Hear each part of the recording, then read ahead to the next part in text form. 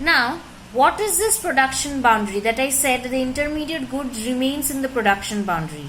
This means it is the production boundary is the line around the production sector. So there is a line around the production sector. When a commodity, when a good remains within this line or within this boundary of production, okay, then it is what? It is a intermediate good. But whenever a good jumps out of this or moves out of the production boundary, then only it becomes a final good. Now, how to classify goods as intermediate and final goods? Now, if I say the example of sugar, the sugar when it is consumed by a consumer, it is a final good. But when this sugar is used by a sweet shop to make sweet, it is an intermediate good. So it depends upon the use. It is on the basis of the use that we can differentiate between intermediate good and a final good. Now, national income includes only final goods.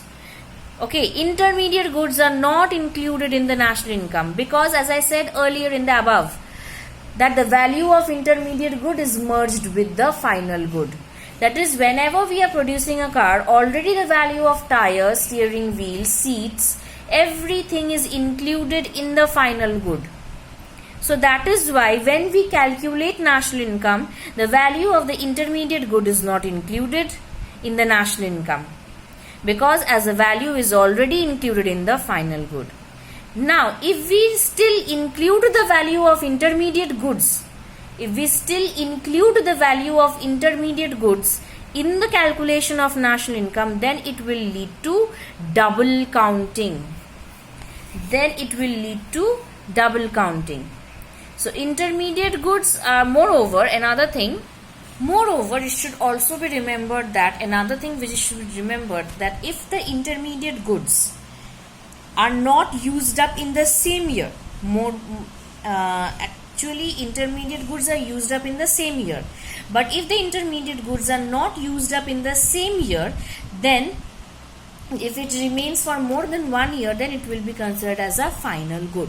So intermediate goods are not taken into national income counting because it leads to double counting. Its value is already included in the final good. Moreover, intermediate goods are generally used up in 1 year. If it survives for more than 1 year, then it will be considered as a final good.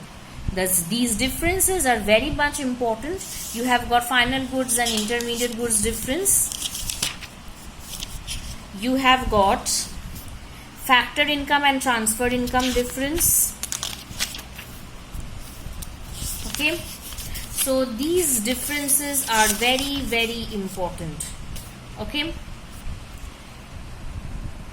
now see the items which are categorized as intermediate goods and final goods.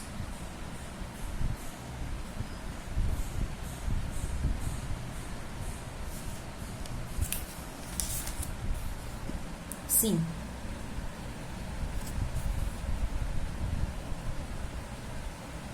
so is it clear?